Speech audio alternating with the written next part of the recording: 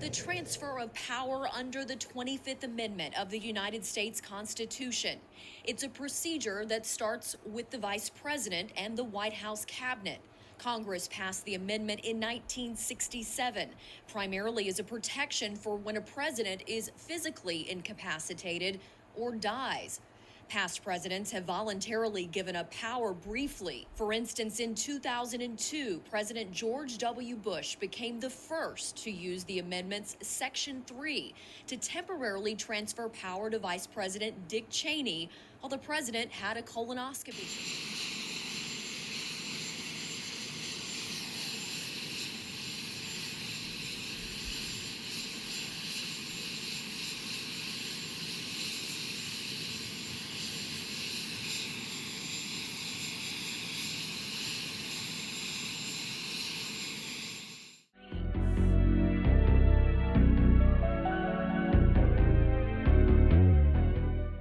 Welcome to Male Reality Lessons, where topics are reviewed and discussed as iron sharpens iron.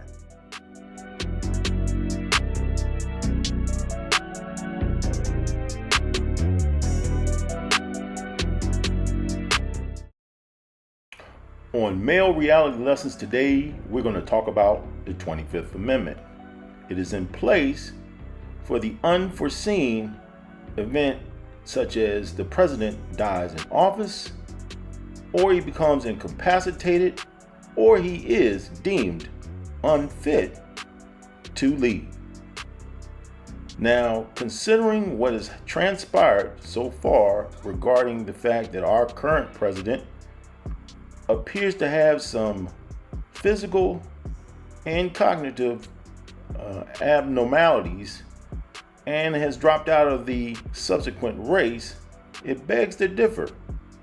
Who is really in charge at the White House? Who takes over if the president is unable to perform his duties for a limited period of time? What happens if there is a vacancy in the office of the vice president? These are questions that the 25th Amendment set out to answer.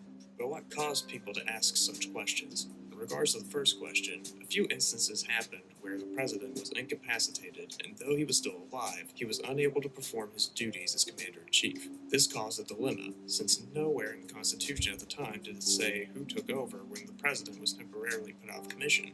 There were a few instances when Eisenhower could not perform his duties as president. President Eisenhower and Vice President Nixon reached an agreement that Nixon would take over as acting president while Eisenhower was not able to perform his duties. Eisenhower would be the one to determine when he was fit to perform his duties again. The problem was this agreement did not have legal authority.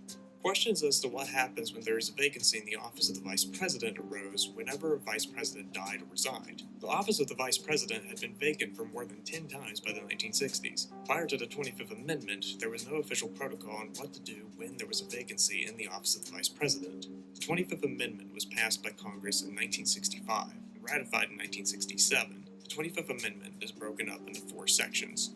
Section 1 simply states that if the president dies, resigns, or is removed from office, the vice president becomes the president. Originally, Article 2, Section 1 of the Constitution said, quote, powers and duties to the said office shall devolve on the vice president. The issue with this wording, however, was that it mean that the vice president becomes acting president or president. Luckily, Section 1 of the 25th Amendment cleared that up.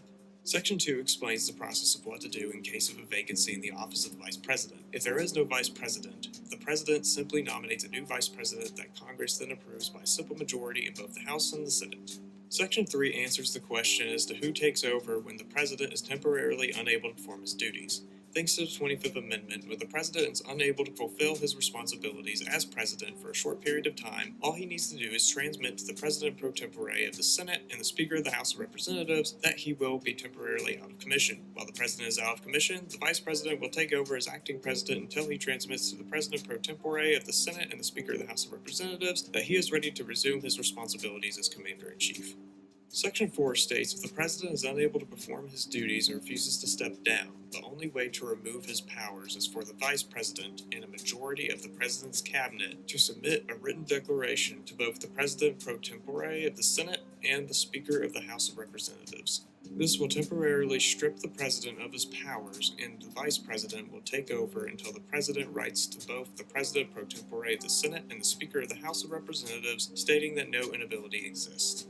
After the president submits his written declaration, both houses of Congress then vote on whether or not the president should remain in office. In order to remove the president, both houses of Congress need to vote 2/3 in favor of removing the president. Election minute. If you're enjoying the video, please take a moment to like, share, and subscribe to Male Reality Lessons. The transfer of power under the 25th Amendment of the United States Constitution. It's a procedure that starts with the Vice President and the White House Cabinet. Congress passed the amendment in 1967, primarily as a protection for when a president is physically incapacitated or dies.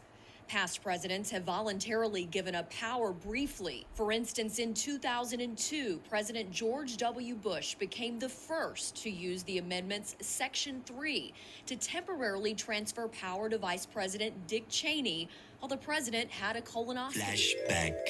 And breaking news, President Biden is temporarily transferring power to Vice President Kamala Harris later today because he's going under anesthesia. It's just a routine colonoscopy, but this is what they have to do. Anytime the president is incapacitated, and if you're under anesthesia, that's what happens, they have to have this transfer of power just in case, but it is a routine procedure. He's doing it at Walter Reed Medical Center. It's part of his annual physical. So this transfer of power is going to happen to the vice president. And then, by the way, though, what's not routine is she will be the first woman to hold presidential power during that time. Here are my final thoughts. It's evident that the precedents and the laws are there for the transfer of power to be accomplished without any reservation. You've all seen what's happened with the current president, who is supposedly running the show, and his cognitive as well as his physical abilities are being taxed.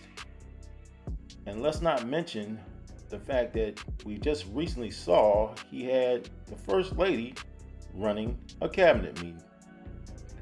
All those things considered, Vice President that's in place today is basically running the show. But I want to hear from you in the comments section. Give me your thoughts and opinions on this topic as well as any other topic here on Male Reality Lessons. As always, I want to thank you for watching. Smash that like button and have a good day.